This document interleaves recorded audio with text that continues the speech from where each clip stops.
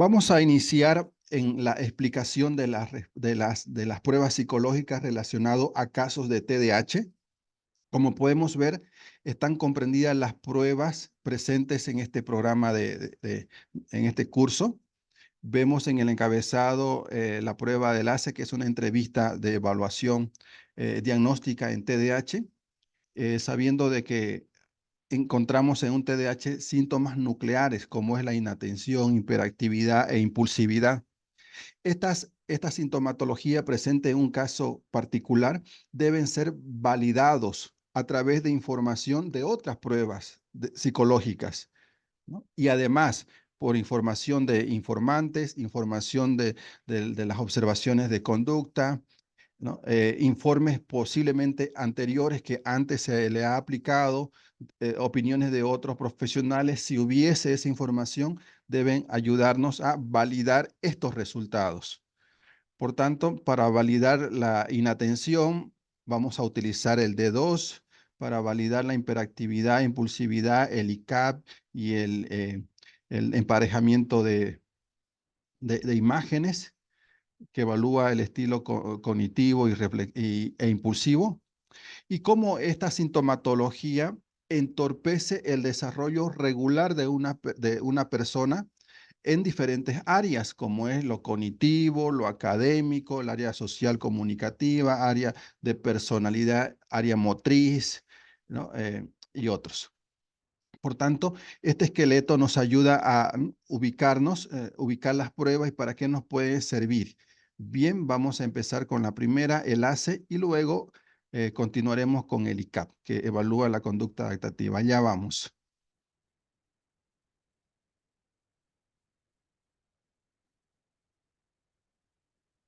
Ok, voy a habilitar, por cierto, todas las pruebas de este curso, lo encontramos acá, en, en el tema tema 3, prueba psicológica. Bien, está aquí. A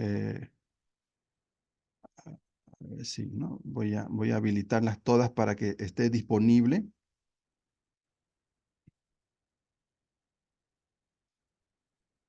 Aquí están.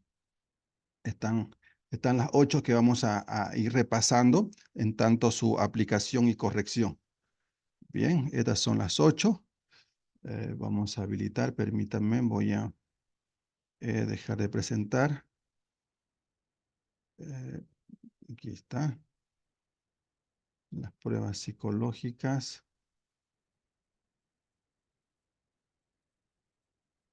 Publicar. Vamos a publicar. Editar. Y guardar. Bien. Ahora sí. Ahora está habilitada para acceder a esa información. Están las 8. Bien, está habilitado en la plataforma. Ahora continuamos. Vuelvo nuevamente a plataforma. Me voy al enlace donde se encuentran las mismas. Allí están. Y me dirijo a la primera que vamos a hablar el día de hoy, que es el enlace, es una entrevista.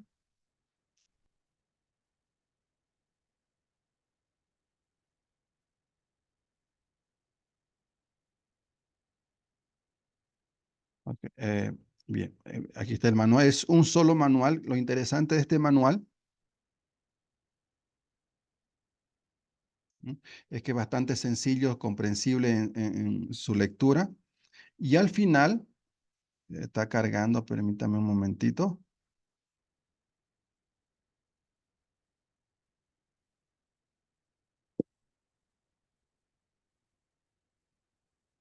Al final del manual me ofrece 2 criterios, tanto del CIE-10 como el DSM-5, para ¿no?, eh, diagnosticar el TDAH. Me voy al final. Esto lo vamos a ver en un momento. Okay, ¿no? Por ejemplo, al final del manual tenemos el esquema donde registramos las puntuaciones tanto en inatención, hiperactividad e impulsividad, contabilizamos y al final, esto lo vamos a explicar luego, ¿no? Al final tenemos el diagnóstico, ¿no? Si hay prevalencia en inatención, es decir, tiene que haber, ¿no? Eh, síntomas acá, 6 síntomas, 6 o más síntomas presentes en inatención si es que hubiese un TDAH con prevalencia en inactención según el DSM-5 o también con predominio en hiperactividad e impulsividad. Es decir, en este otro lado tiene que estar presentes 6 o más síntomas si es que hubiese un TDAH con prevalencia en hiperactividad o impulsividad o combinado. Es decir, en ambos existe igual o mayor a 6 síntomas para un diagnóstico desde el punto de vista del DSM-5, ¿no? un TDAH combinado. Ahora, en cuanto al CIE-10, también tenemos, ¿no? tenemos los criterios. Yo puedo elegir cualquiera de los dos, ¿no? Y le voy a explicar luego por qué generalmente se tiende a utilizar más el DSM-5 para los trabajos de diagnóstico, etcétera, que el CIE-10, que luego lo vamos a ver, ¿no? ¿No? En el CIE-10, por ejemplo, es bastante directo. Tiene que haber, ¿no? 6 síntomas en inatención, 6 o más. Tiene que haber 3 síntomas o más en hiperactividad y tiene que haber como mínimo 1 o más síntomas e impulsividad. Esa cantidad debe respetarse. No existe el criterio en el CIE-10 de que pueda haber prevalencia en inatención, hiperactividad o prevalencia en hiperactividad. No, tiene que haber esta cantidad que se exige. 6 en inatención o más, 3 o más en hiperactividad, 1 o más en impulsividad, para que hablemos de un TDAH y solo ¿no? directo, ¿no? Acá el tema, el concepto hipercinético es lo mismo que TDAH, solo que la terminología varía. Bien, en el CIE-10 es bastante cerrado, ¿no? Tiene que haber esa cantidad de síntomas para que haya TDAH y si no, se descartaría de TDAH. Bien, este es el manual, lo vamos a ver. Eh,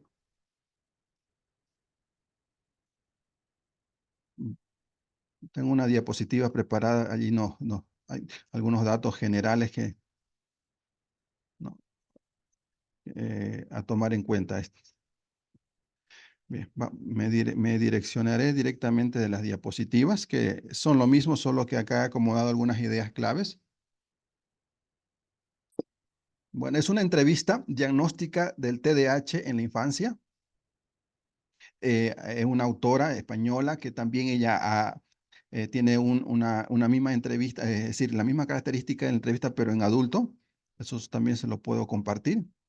Son algunos contenidos de esta prueba, ¿no? Antecedentes, valoración de los síntomas, observaciones, población y trastorno coexistente, DSM-5, CIE-10, los criterios de valoración. Bueno, la palabra sabemos que TDAH, ¿no? Hace alusión al trastorno por déficit de atención e hiperactividad. Y la pregunta acá es, ¿por qué es un problema? ¿No? ¿Por qué es un problema el TDAH para una persona X? Porque entorpece el desarrollo evolutivo regular en una persona, entorpece a través de los síntomas nucleares. Por tanto, ese es el problema, ¿no? No son propios para el desarrollo, entorpece el mismo. Bueno, acá, en términos generales, hay bastantes ejemplos, ¿no? Altera la conducta, no solamente en la etapa preescolar, sino en las etapas posteriores, dificultades académicas, dificultades en relaciones sociales, dificultades en la autoestima, no solamente en el área escolar, sino en el transcurso de desarrollo de una persona, ¿no? Por eso es un problema el TDAH, porque altera el desarrollo regular de una persona. Bien, ¿no? Eso como respuesta a la pregunta. Eh, bueno, estos son algunos datos del DSM-5, junto con la dislexia, es la causa del fracaso escolar, el TDAH, con inicio antes de los 7 años, ¿no? Ahora el DSM-5 considera también, a diferencia del DSM-4, el DSM-4 generalmente daba mucho énfasis en la etapa de la niñez. Ahora el DSM-5 no solamente en la etapa de la niñez, sino también en la etapa de la adultez, adolescencia y adultez, ¿no? Bueno, ¿no? La prevalencia varía entre países de uno a otro, pero la incidencia actual corresponde a un 5% que se da más en la edad escolar y un 2,5% en los adultos. Bien, eso. Aquí un poquito la diferencia en los criterios, en ciertos conceptos que maneja el DSM-5 y el CIE-10, ¿no? Para el DSM-5, los síntomas nucleares que también se encuentra en el CIE-10 es la inatención, la hiperactividad y la impulsividad, ¿no? Eh, y lo comórbido, ¿no? que es parte del DSM-5 a diferencia del DSM-4, ¿no? El DSM-4 no contemplaba lo comórbido, tenían que estar presentes los síntomas y específicamente en ciertos en casos de TDAH y no estaba comprendido. En cambio, el DSM-5 subraya este aspecto. Bien, aquí este dato nos sirve porque varios colegas me preguntan, licenciado, ¿usted cuenta con pruebas para adultos? Y yo le digo, no, mire, la prueba que hoy día usted tiene para niños le sirve. Los criterios son los mismos. Solo lo que varía es la cantidad de síntomas. Para personas adultas, ¿qué quiere decir? De igual o mayor a 17 años, es suficiente la presencia de 5 síntomas. Ahora, para menores de edad, quiere decir de 16 años hacia atrás, eh, igual o mayor a 6 síntomas. Bien, esa es la diferencia, porque los criterios son los mismos. La misma prueba que usted tiene de niño la puede aplicar para un adulto. Claro, el contexto será diferente, ¿no? Pero tomemos en cuenta la cantidad de síntomas para adultos y para menores de edad. Los síntomas tienen que haber persistido al menos durante 6 meses, al menos. Los síntomas aparecen antes de los 12 años. Se permite ahora el diagnóstico comórbido, ¿no? Que puede haber síntomas compartidos con otros tipos de trastornos.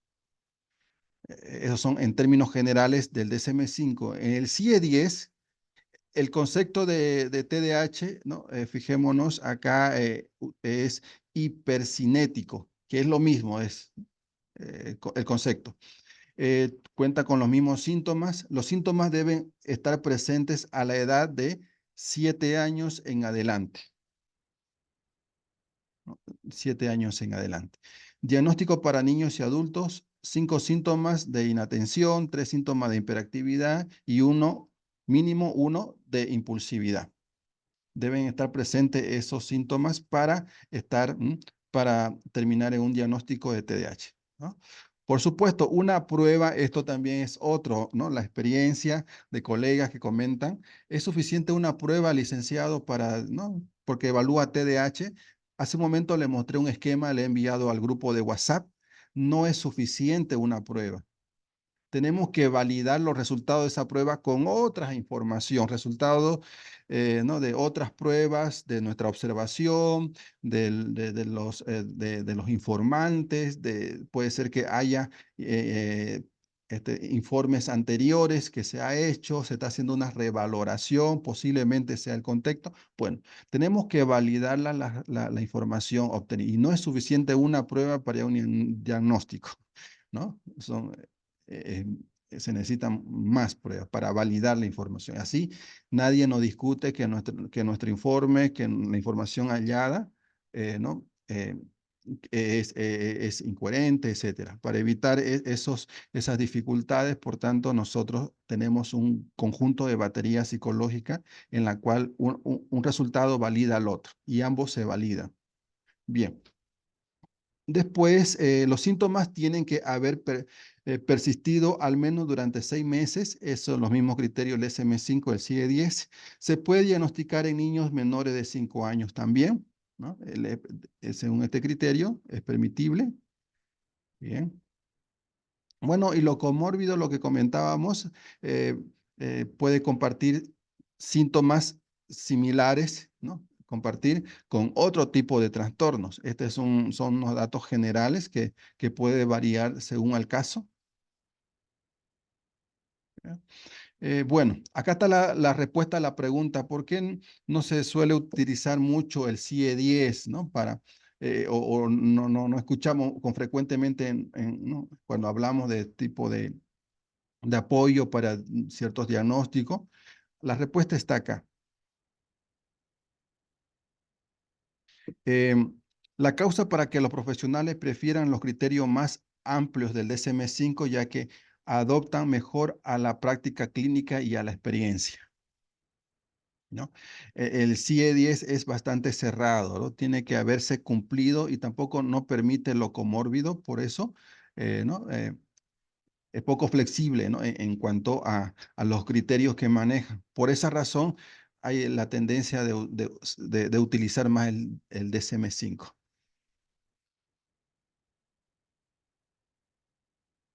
Bueno, esta prueba que evalúa el ACE, evalúa el TDAH en niños de 5 a 16 años.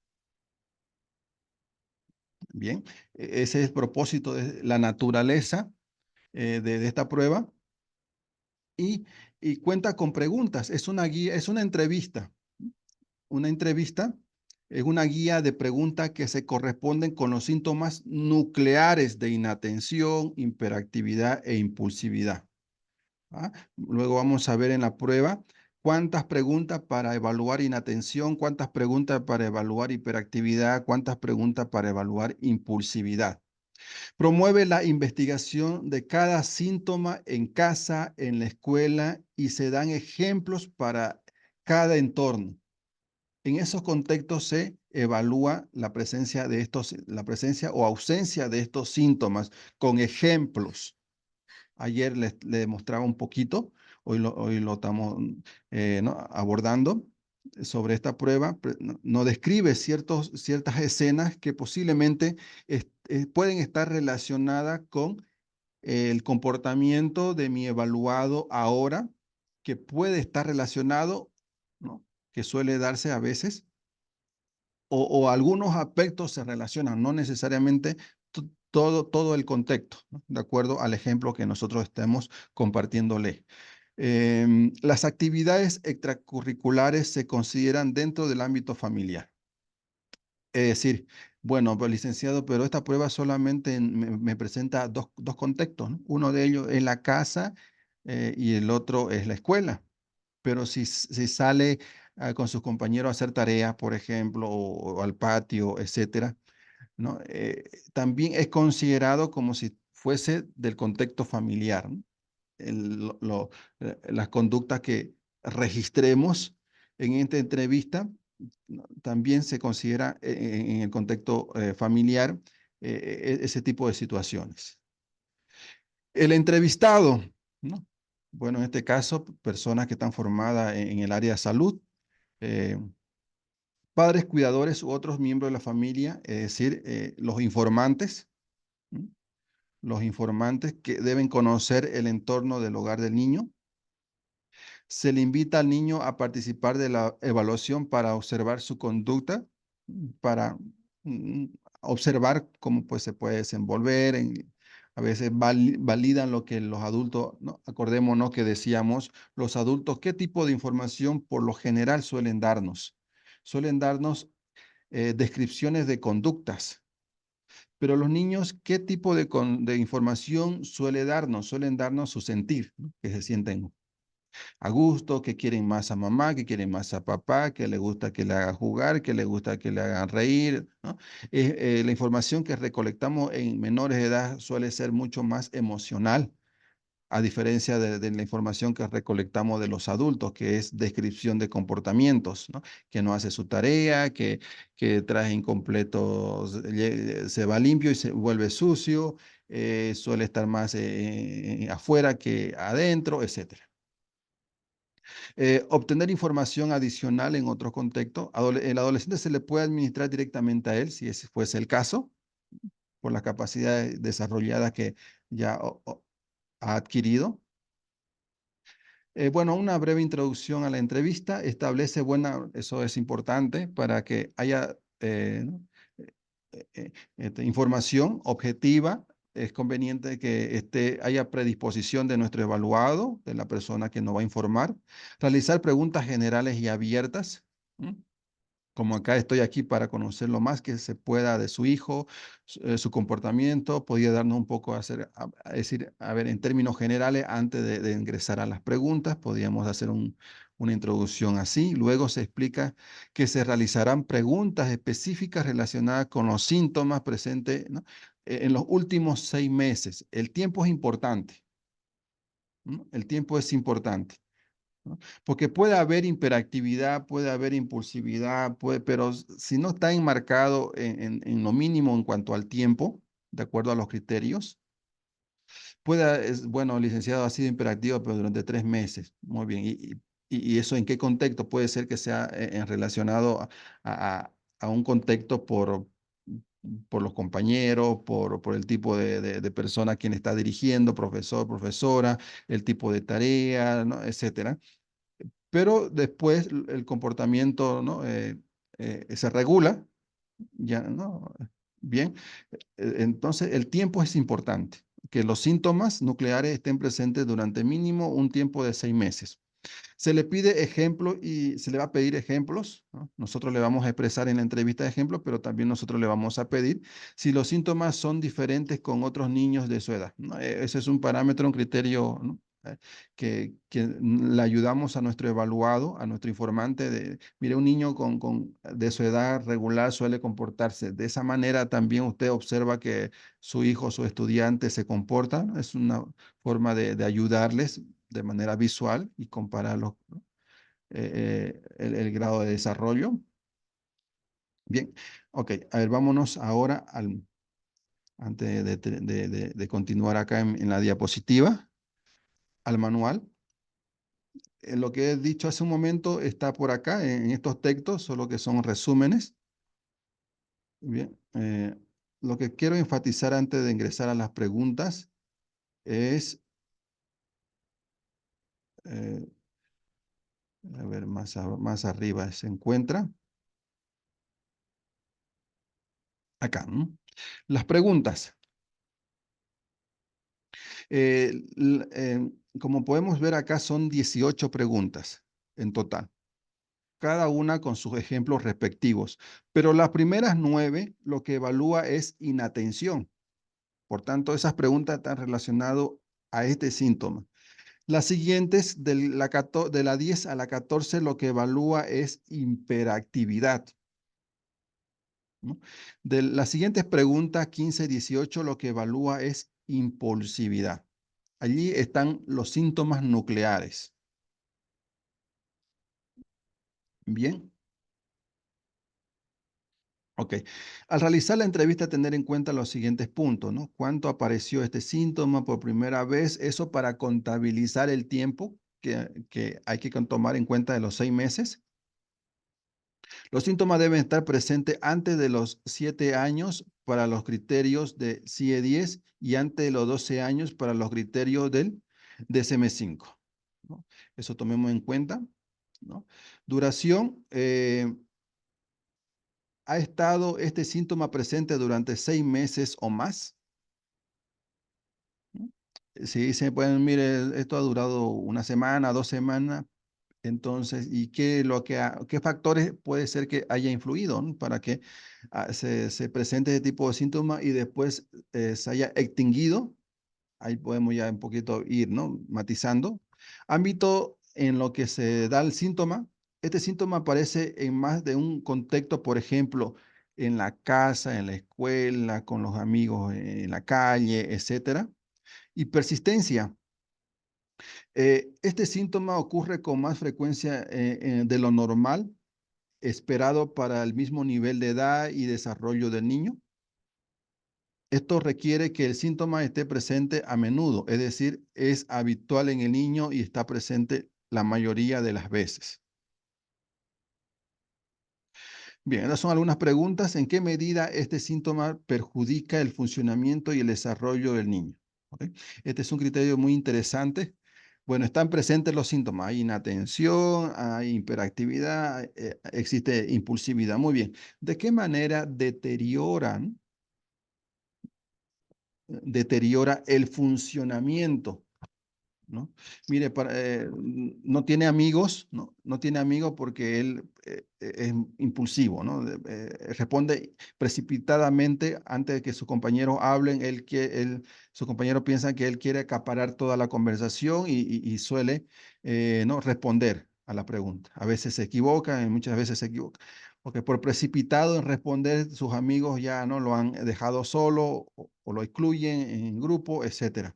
Entonces le deteriora, ¿no? El tener una vida social adecuada, ¿no? Sana, etcétera, ¿no?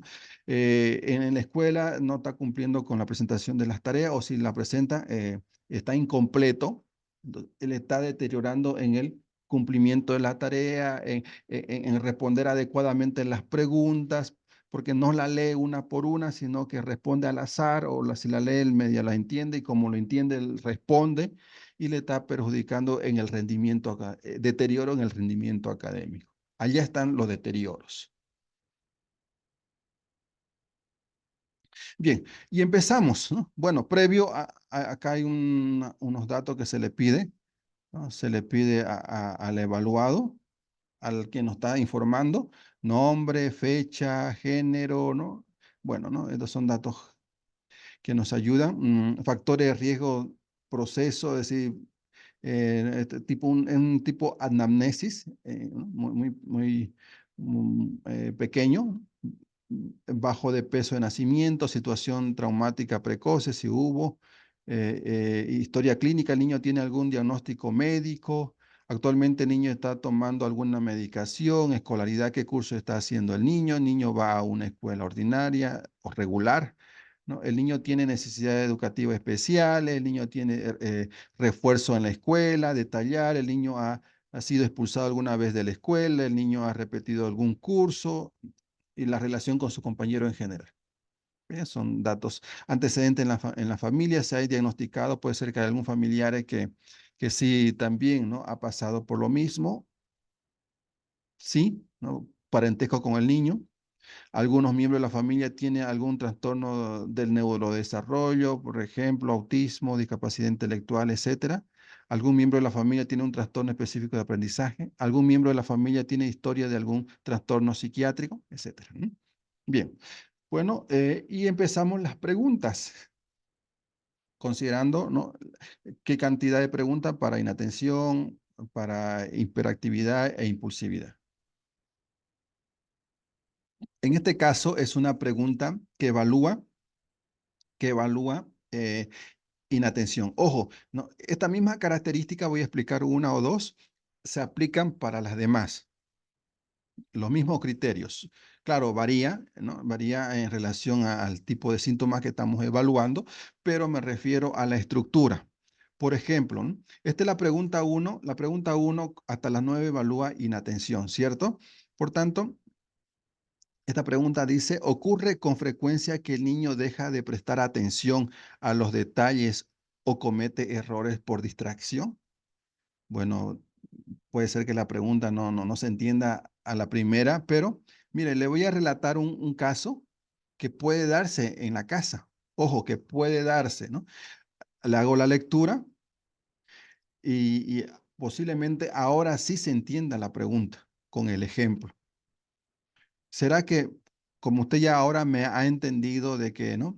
Este niño se distrae por los detalles y comete errores, etcétera, ¿no? A partir del ejemplo que le he leído hace un momento, ¿será posible que usted también me relate un caso, una escena donde haya cometido parecidas conductas, haya mostrado parecidas conductas? ¿Y de qué manera le ha dificultado en el deterioro en la casa? ¿Mm? A ver, por acá decíamos, es posible que el niño termine las tareas de forma ineficiente. Es decir, hace la tarea rápido por ir a jugar, ¿no? Por ejemplo, pasando por alto frases de las tareas rutinarias u otras actividades que luego habrá de repetir, no prestando atención a las instrucciones o rompiendo objetos debido a las prisas, puede que cometa muchos errores en sus deberes, incluso cuando entiende lo que tiene que hacer y que los presente lo presente desordenado, etcétera, ¿no? ¿Eso ocurre? Sí. A ver, descríbame, ¿no? Mire, yo lo superviso, tiene una hora de estudio en la mañana y en la tarde, tiene una o 2 horas de estudio, yo le superviso, pero a veces se distrae con que pasa un ave que suena la bocina por la calle y después me suele decir que ya concluyó la tarea y después reviso y no es así, no la ha concluido. Entonces, ¿cuál es el deterioro en este tipo de contexto de que presentan las clases, las tareas inconclusas? A destiempo o también otro caso a destiempo, ¿no? Es decir, tengo que pedirle a la profesora que le dé, que sea considerada y que le permita, ¿no?, presentarlo al día siguiente. Bien, ok. Estamos evaluando en la pregunta uno inatención. Ahora, en el contexto de la escuela, ¿no? Es posible que el niño entregue los trabajos incompletos, es decir, acá hay una relación, ¿no? Que en la escuela, en la casa se distrae y que no concluye con las tareas y por supuesto va a tener un efecto, ¿no? El efecto secundario es que ya directamente a la profesora las tareas serán presentadas pero inconclusas, ¿no? Acá, ¿cuál sería el deterioro? Mire, ¿no? No se está poniendo al nivel de la profesora dirá, pues el deterioro acá, licenciado, licenciada, es que no está presentando su tarea y eso, por un lado, no se nivela en cuanto al rendimiento a sus compañeros porque retrasa las tareas, ¿no? Bueno, ¿no? Eso por su lado. Entonces, eh, ahí vemos, ¿no?, dificultades en ello. Bueno, eso. Por acá, esa es la pregunta uno. Hasta la 9 decíamos, evalúa inatención. Hasta la 9, hasta aquí. ¿M? La 10 hasta la 14 evalúa lo que es hiperactividad. A ver, veamos la pregunta. ¿Se muestra el niño a menudo inquieto con las manos o los pies o se retuerce en la silla? ¿No? De la 10 a la 14, hiperactividad. Cambia la pregunta, ¿no? Ahora, lo que no expliqué hace un momento fue este aspecto donde dice, ¿cumple el criterio? Es la pregunta, ¿no? ¿Se da lo que hemos evaluado en la casa o en la escuela? ¿O en ambos contextos se da? Tenemos que aquí tiquear uno de los cuadros o en ambos cuadros. Eso en cada una de las preguntas. Bien, esto luego lo vamos a trasladar al final de la hoja para darle la calificación. Bueno, si nos vamos a la 15, de la 15 a la 18 evalúa lo que es impulsividad, ¿cierto? ¿Suele el niño responder precipitadamente antes que se completen las preguntas? Le leemos el ejemplo, le pedimos un ejemplo y vemos qué tipo de deterioro es el que está presentándose en este tipo de situación. ¿Ven? De la 15 a la 18. ¿Ok? Bueno, puede estar asociado algunos síntomas con otros tipos de trastornos, ¿cierto? Lo comórbido. Por tanto, acá tenemos unos apartados que también, ¿no?, se sugiere preguntarle a nuestros informantes, por ejemplo, en el trastorno del espectro autista, ¿no?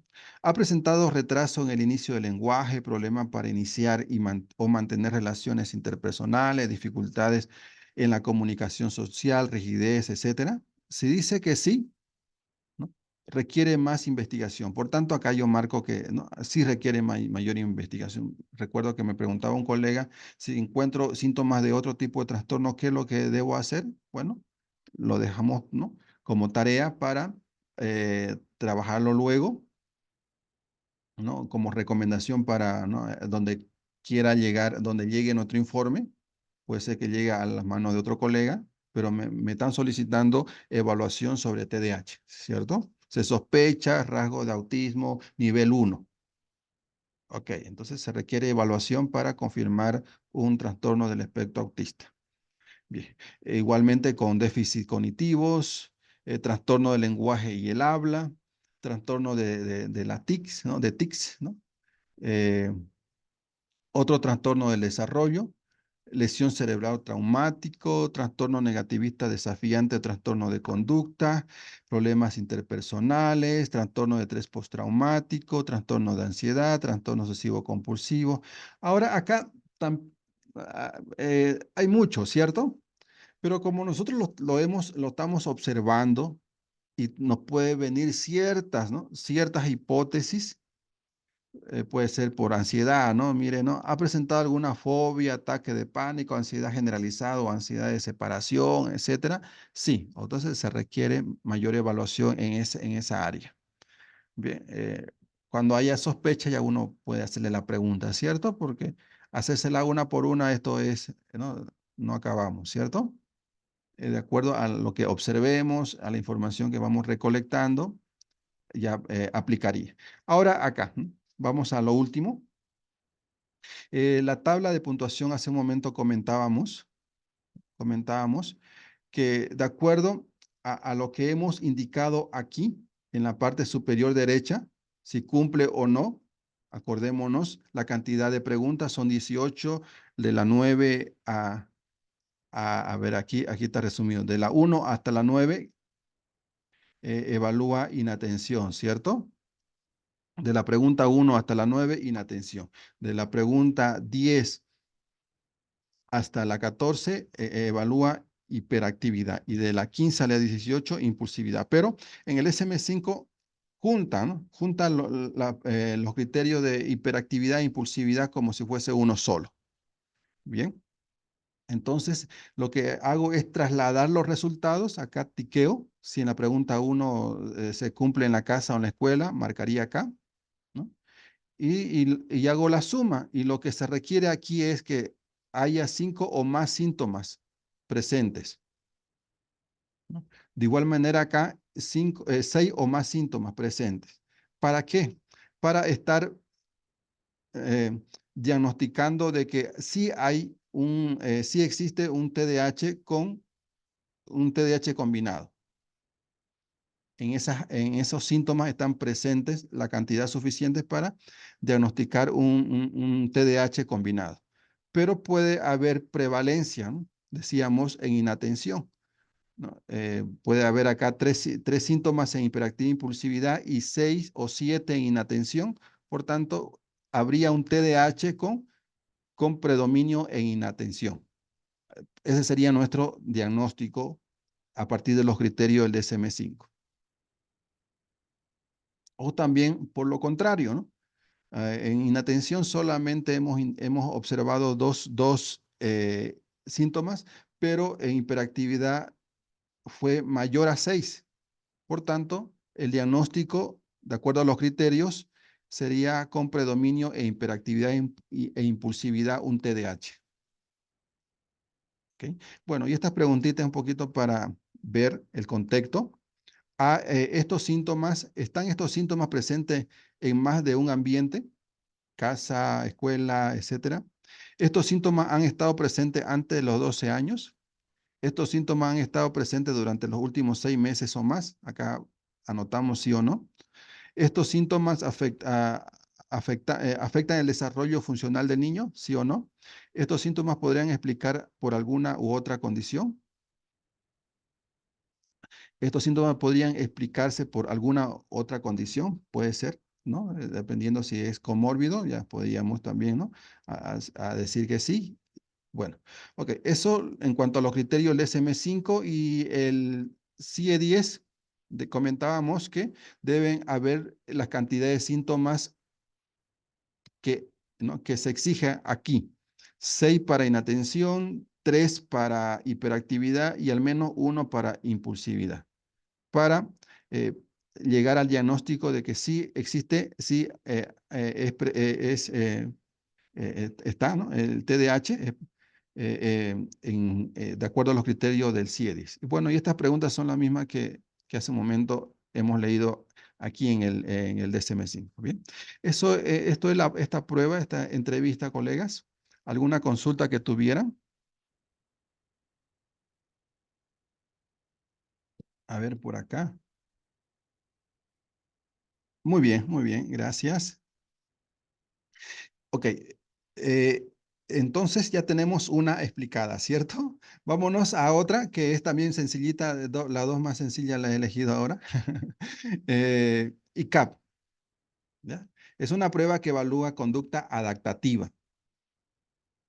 Bien, vamos a ver el manual.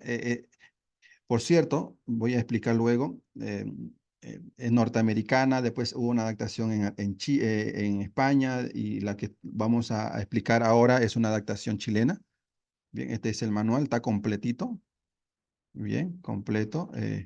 Bueno, en mi diapositiva está el resumen, lo que quiero explicar por acá. Vamos a llegar aquí a explicar. Disculpe, tengo una pregunta. Sí, sí, Licen, la escuchamos. Parece que mi micrófono sirve. A ver, ¿usted podría tener impreso todo este material? Obviamente se le paga lo que cueste porque es muchísimo. Sí, sí. ¿Podría? Sí, podríamos hacer eso, sí. Porfa, le encargo 2 copias. Marinés Justiniano y Cassandra Barberi. Ah, bueno, muchísimas Pero gracias. de absolutamente todo. Bueno, De todas las pruebas. Ok, ok. Bien, no, luego. del material de la clase también. Ah, ya, no, en la material, la clase, el manual, eso ya está incluido, ¿no? Sí, no hay problema, con gusto, ¿no? Pero impreso, las Impreso, pruebas impreso. y el material. Bueno, Ya, agradezco, gracias. con todo gusto. Ok, bueno, ¿no? Miren, comentábamos esto de que el manual, luego voy a empezar a explicar, bien, ok, luego voy a volver acá. Bueno, me voy, y además tiene un automático, ¿no? Un automático. Eso es lo que luego lo explico. A ver, sí, luego. Empezaré por las diapositivas, ¿ya? Que nos da el panorama general de la prueba. Bueno, esta prueba se llama, bueno, no es una, es como un centro de investigación, pero entre ese centro, ¿no? Bueno, hacen estudios y en este caso, como consecuencia, han adaptado una prueba psicológica, ¿no? Eh, Inventario para la planificación de servicios y programación individual, ¿no? Versión chilena. Esta prueba llamada ICAD, miren, fijémonos, bueno, ¿no? Española, adaptación española de la norteamericana en el 93. Después hubo una nueva adaptación o una reimpresión, porque generalmente suele darse así, en el 2021, en España también. Y luego Chile, ¿no? Este centro adaptan esa prueba al contexto chileno. Y es recomendable, pues no contamos acá en Bolivia con un centro en la que pueda, ¿no? Hacer adaptaciones de pruebas psicológicas o crear pruebas psicológicas porque es una inversión, se necesita preparación de los profesionales, etcétera. Lo más recomendable es apoyarnos en pruebas que estén adaptadas y que estén cerca, ¿no? De nuestra idiosincrasia, parecida a nuestras características como Perú, México, Chile, Argentina, ¿no? Generalmente ¿no? Las que más nos llegan son españolas, ¿no? Etcétera. Así que eso es lo más recomendable. Bueno, sigamos con esta prueba. Miren, es una versión chilena. eh, Se ha evaluado a una cantidad bastante considerable en niños y adolescentes. 1.670, ese es el cuadro de referencia o los datos de referencia de acuerdo a la población. 1.670 de ambos sexos. Bien, se trabajó con una muestra probabilística de padres, madres o cuidadores. Bien, ok, esa es la cantidad. Bueno, ¿cuál es la característica de esta prueba? Es un registro de diagnóstico, datos personales y limitaciones funcionales que presenta la persona en relación a determinadas destrezas básicas para desenvolverse con independencia en su entorno. ¿En qué áreas? Me voy a adelantar un poquito. En estas áreas: destrezas motoras, destrezas sociales y comunicativas, destrezas para la vida personal y destrezas para la vida diaria. Ok, esta prueba puede aplicarse para cualquier trastorno de neurodesarrollo, por cierto, no solamente para el TDAH, para autismo, para eh, eh, discapacidad cognitiva, ¿no? Profunda, moderada, etcétera. Es valiosa para cualquier tipo de trastorno de neurodesarrollo. Bien, esas son las áreas de evaluación. Volvamos arriba. Se trata de una prueba relativamente sencilla y rápida que se ha caracterizado por su sólida validez de contenido y de estructura. Bien, hay muchos estudios que se han realizado a partir de esta prueba y han demostrado su validez, su utilidad. Miren, veamos las características del instrumento. Estas son las áreas que evalúa, decíamos, las destrezas motoras, tanto finas como gruesas, destrezas sociales y comunicativas, tanto de lenguaje expresivo como receptivo, destreza para la vida personal en relación a la satisfacción de una manera independiente de las necesidades personales ¿no? más inmediatas, como por ejemplo vestirse, agarrar, amarrar sus trenzas, ponerse su media, ¿no? Son cositas que uno va observando y se espera que un niño a ciertas edades empiece, ¿no? a hacer esas actividades. Destreza para la vida diaria relacionado con la capacidad para utilizar dinero o transportarse automáticamente, entre otros. Esas son las áreas que se evalúan por acá. Ahora nos vamos a ir al manual, ¿no? Ir al manual. Ok, volvemos al manual. Okay. Eh, ya, ¿no? En cuanto a la aplicación, se le pide ciertos datos demográficos, ¿no? Que si hemos hecho una entrevista previa, esto ya se podría saltar, ¿no? Se podría saltar como nombre, pertenece a algún grupo étnico, ¿no? Edad, región. Acordémonos que esto fue estandarizado en Chile, ¿no? Así que tipo de establecimiento privado, ¿no? Eh, ubicación geográfica, etcétera.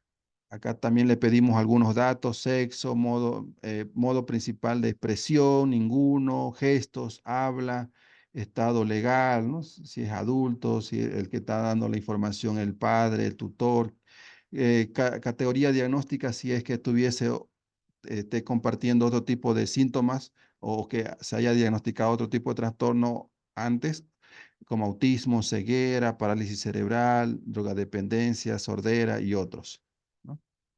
Esto, limitaciones funcionales y asistencias, ¿no?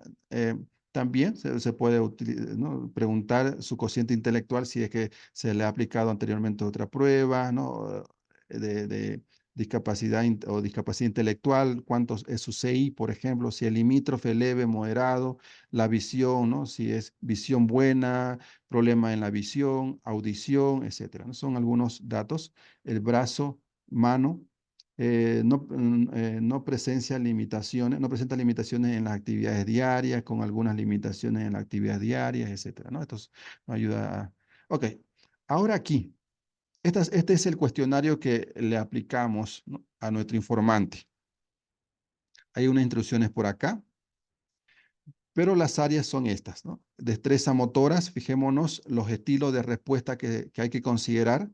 Cero significa nunca, nunca ha estado presente este tipo de conductas. Uno la realiza aunque no bien. Eso es decir, una cuarta parte de las veces. Tal vez necesite que se le pida que lo hagan. Es decir, no lo hace por su propia cuenta, sino uno tiene que pedírsela para que pueda hacer la actividad, ¿no? Dos significa la realiza bien. Tercera cuarta de las veces. Tal vez necesite que se le pida que lo haga también, como lo anterior. Y tres, la realiza muy bien, siempre o casi siempre, sin que se le pida, ¿no? Estamos evaluando en esta área destrezas motoras. Estas son las preguntas. ¿Pasa objetos pequeños de una mano a la otra? ¿Se sienta solo o sola manteniendo la cabeza y la espalda derecha y firmes, sin apoyo, durante 30 segundos? ¿Se mantiene de pie, etcétera, ¿no? Son preguntas bastante sencillitas, ¿no? Después sumamos, ¿no? Sumamos de acuerdo a cada escala, columna, y luego hacemos una suma total, ¿no? De esta parte, ¿no? Sumamos y tenemos una puntuación en cuanto a las destrezas motoras por acá. Muy bien, ¿no? La edad que se aplica puede ser a cualquier edad, ¿no? A cualquier edad, ¿no? Por ejemplo, pasa los objetos pequeños de una mano a la otra, es decir, ahora, si estamos hablando de un TDAH, de un TDAH, bueno, no que sea menor a 3, 4 años en adelante, de acuerdo al DSM-5, de 5 5 años para adelante, y en el CIE-10 se puede evaluar a niños menores a 5 años. Ok, entonces, esto se puede evaluar a chicos ya que tengan, que se esperaría, ¿no? Un desenvolvimiento motriz adecuado, es decir, del momento que empieza a caminar, a utilizar, a manipular objetos con sus manitos, etcétera. Como le digo, puede aplicarse a cualquier trastorno de neurodesarrollo, ¿no? que puede ser de 3 años en adelante. Bien. La otra área que se evalúa es destrezas sociales y comunicativas, ¿no? Si leemos una de las preguntas que dice, en las actividades grupales, espera por lo menos 2 minutos a que le llegue su turno. Por ejemplo, espera su turno para, ¿no? Eh, eh, patear la pelota cuando está haciendo deportes. eh, Ofrece ayuda a otras personas, por ejemplo, mantiene la puerta abierta para que pase una persona, etcétera, ¿no? Están los criterios de respuesta y se hace la suma de cada una y se obtiene un puntaje. Más adelante se evalúa la destreza de la vida personal. Traga alimentos blandos. Permanece sin orinarse al menos durante 3 horas. Se quita el pantalón o la falda y la ropa interior, es decir, se puede vestir y también, ¿no?, desvestirse, etcétera. Entonces se hace la suma y se obtiene una puntuación. Destreza de la vida diaria, lava, seca y luego guarda los platos en su lugar. ¿No? Arregla su dormitorio, lo cual incluye guardar su ropa, cambiar las sábanas, quitar el polvo y barrer el suelo, etcétera, ¿no? Son conductas esperables. Bueno, hasta aquí es. ¿No? Esas son las áreas. Una vez que hayamos obtenido las puntuaciones en cada una de estas, ¿qué es lo que se suele hacer luego? Nos vamos al automático. Le muestro. A ver, voy a dejar de presentar.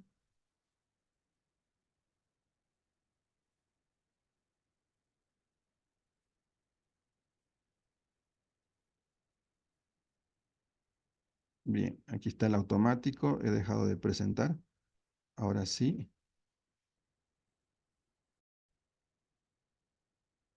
Ok, el automático está acá.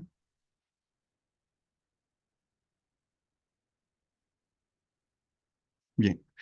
El automático o el software, ¿no? El Excel, eh, tiene la misma estructura, ¿no? Solo trasladamos los resultados acá. Miren, fijémonos que tiene primero que cuenta con la misma estructura de pregunta, ¿no? Las áreas. Primero, destreza motora. Segundo, destrezas sociales y comunicativas. Tercero, destreza de la vida personal. Cuarto, destreza de la vida diaria. Cuenta con las mismas preguntas. Ahora lo que hay que hacer es trasladar los resultados, las respuestas, y anotamos uno para cada tipo de respuesta. En este caso, ¿no? Eh, ha marcado en la pregunta 1, en la respuesta de la pregunta 1 fue la opción 3, que significa realiza muy bien.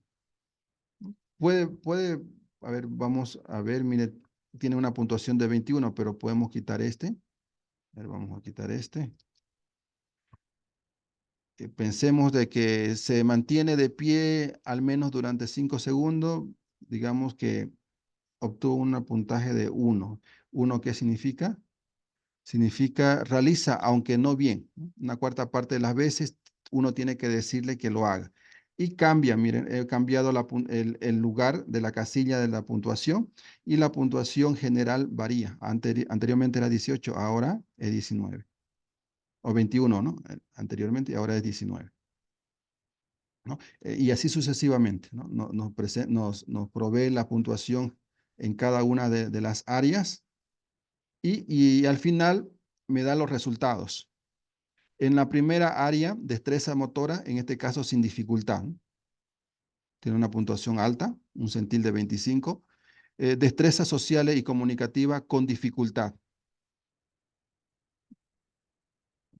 Con dificultad, bien. Por acá, destrezas de la vida personal con dificultad. Destreza con la vida, de la vida diaria sin dificultad.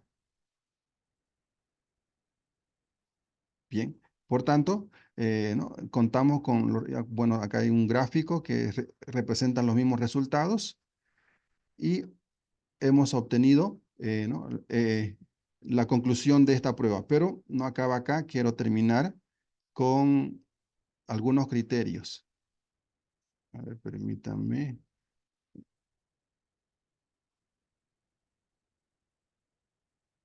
Acudiré nuevamente a las diapositivas.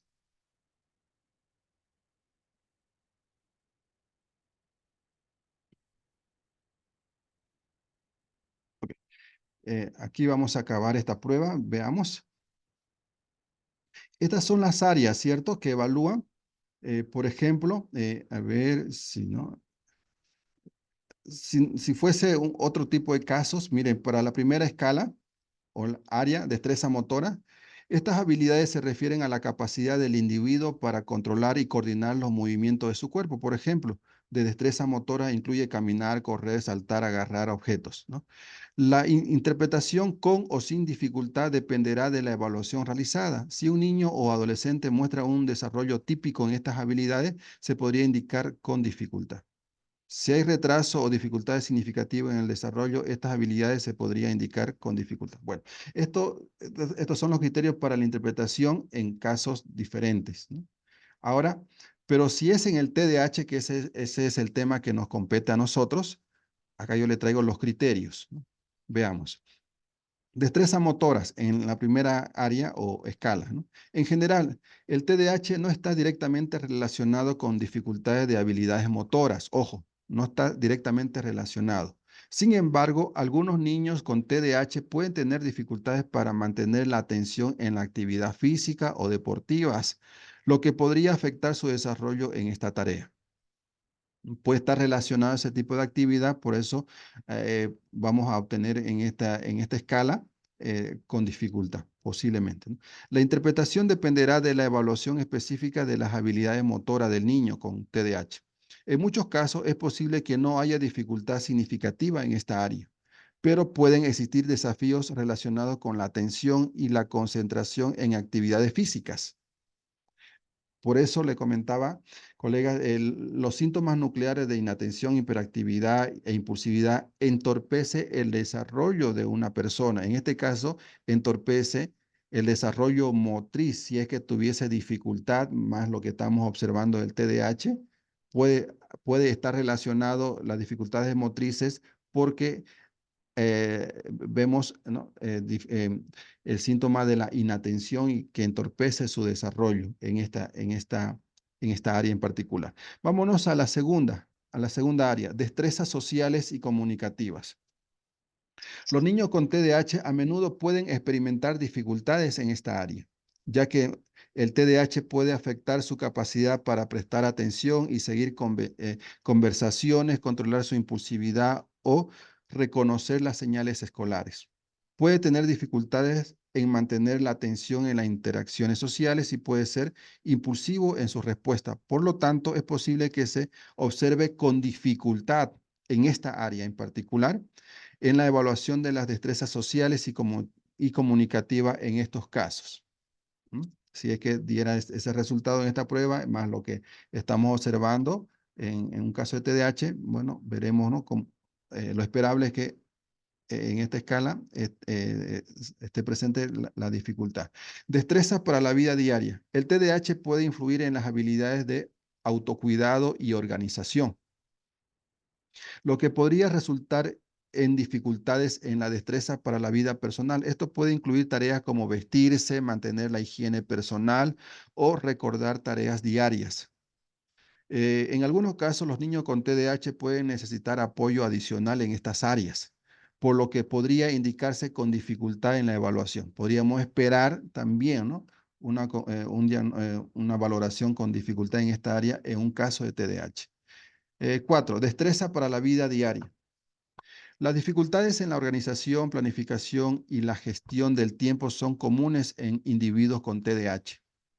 Estos desafíos pueden extenderse a las tareas de la vida diaria, como por ejemplo, la administración del dinero, la preparación de comidas o la limpieza. En la evaluación del ICAP, es posible que se observe con dificultad en estas áreas si el TDAH afecta la capacidad del niño o adolescente para llevar a cabo estas tareas de manera independiente. Bien, y con esto concluimos.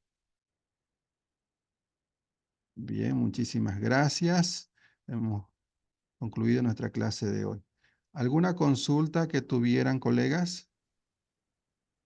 ¿Qué le ha parecido? Buenas noches.